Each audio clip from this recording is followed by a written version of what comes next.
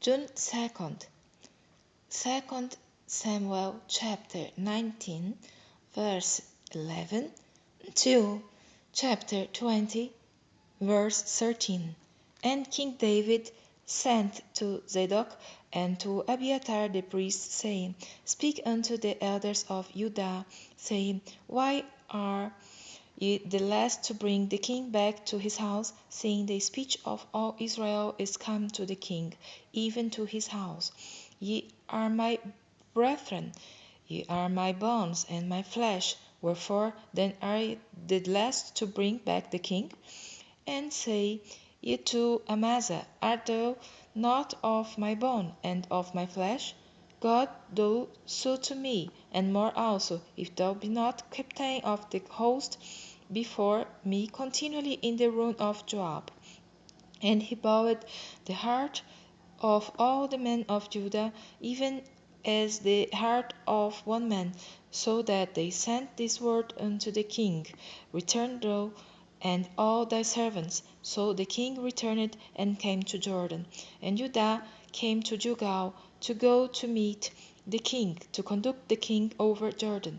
And Shimei the son of Gera, a Benjamite, which was of Baurin, hasted and came down with the men of Judah to meet King David.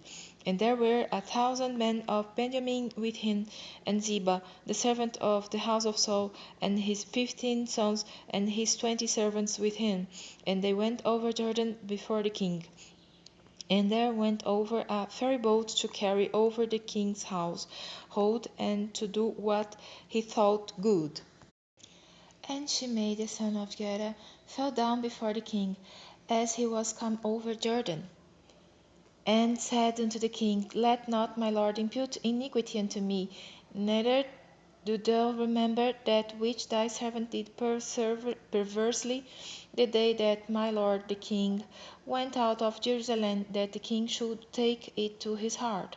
For the servant doth know that I have sinned. Therefore, behold, I am come the first this day of all the house of Joseph to go down to meet my lord the king. But Absai the son of Zeruiah answered and said, Shall not Shimei be put to death for this, because he cursed the Lord's anointed? And David said, What have I to do with you, ye sons of Zeruiah, that ye should this day be adversaries unto me? Shall there any man be put to death this day in Israel? For do not I know that I am this day king over Israel? Therefore the king said unto Shimei, Thou shalt not die. And the king sware unto him. And Mephibosheth, the son of Saul, came down to meet the king, and had neither dressed his feet, nor trimmed his beard, nor washed his clothes, from the day the king departed until the day he came again in peace. And it came to pass, when he was come to Jerusalem to meet the king, that the king said unto him, Wherefore wentest not thou with me, Mephibosheth? And he answered, My lord, O king, my servant deceived me. For the servant said, I will saddle me an ass, that I may ride thereon and go to the king, because thy servant is lame. And he hath slandered the servant unto my lord the king. But my lord the king is as an angel of God. Do therefore what is good in thine eyes. For all of my father's house were but dead men before my lord the king. Yet didst thou set thy servant among them that did eat at thine own table. What right therefore have I yet to cry any more unto the king? And the king said unto him, Why speakest thou any more of thy matters? I have said, Thou and Ziba divide the land. And Mephibosheth said unto the king, Yea, let him take all, forasmuch as my lord the king is come again in peace unto his own house. And Barzillai the Gileadite came down from Rogelim and went over Jordan with the king, to conduct him over Jordan. Now Barzillai was a very aged man, even fourscore years old, and he had provided the king of sustenance while he lay at Mahanaim, for he was a very great man. And the king said unto Barzillai, Come thou over with me, and I will feed thee with me in Jerusalem. And Barzillai said unto the king, How long have I to live, that I should go up with the king unto Jerusalem? I am this day 80 old, and can I discern between good and evil? Can thy servant taste what I eat or what I drink? Can I hear any more the voice of singing men and singing women? Wherefore then should thy servant be yet a burden unto my lord the king? Thy servant will go a little way over Jordan with the king. And why should the king recompense me with such a reward? Let thy servant, I pray thee, turn back again, that I may die in mine own city, and be buried by the grave of my father and of my mother. But behold, thy servant Sinban, let him go over with my lord the king, and do to him what shall seem good unto thee. And the king answered, Sinhan shall go over with me, and I will do to him that which shall seem good unto thee, and whatsoever thou shalt require of me, that I will do for thee. And all the people went over Jordan. And when the king was come over, the king kissed Barzillai and blessed him, and he returned unto his own place. Then the king went on to Gilgal, and Shimhan went on with him, and all the people of Judah conducted the king, and also half the people of Israel.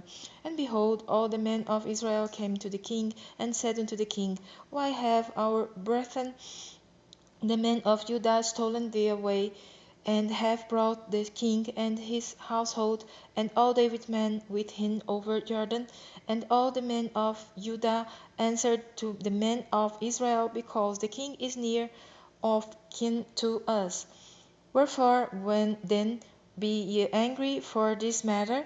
Have we eaten at all of the king's cost, or hath he given us any gift? And the men of Israel answered the men of Judah, and said, We have then part in the king, and we have also more right in David than ye. Why then did ye despise us, that our advice should not be first had in bringing back our king? And the words of the men of Judah were fiercer than the words of the men of Israel. And there happened to be there a man of Belial, whose name was Sheba, the son of Bichri, a Benjamite.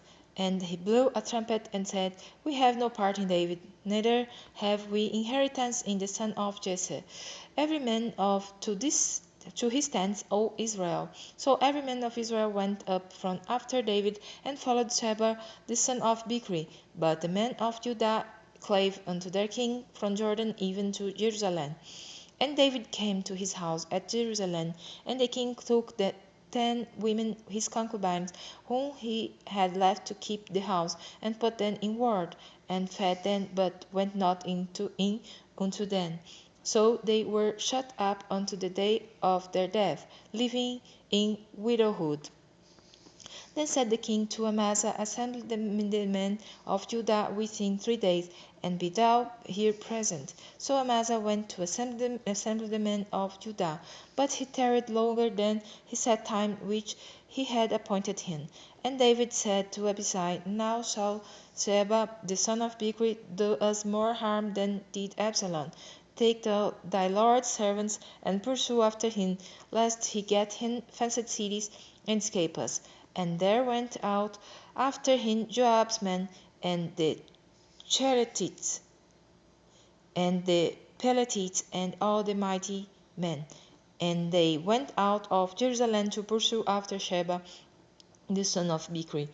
When they were at the great stone which is in Gibeon, Amasa went before them, and Joab's garment that he had put on was girded unto him, and upon it a girdle with a sword fastened upon his loins in the sheath thereof.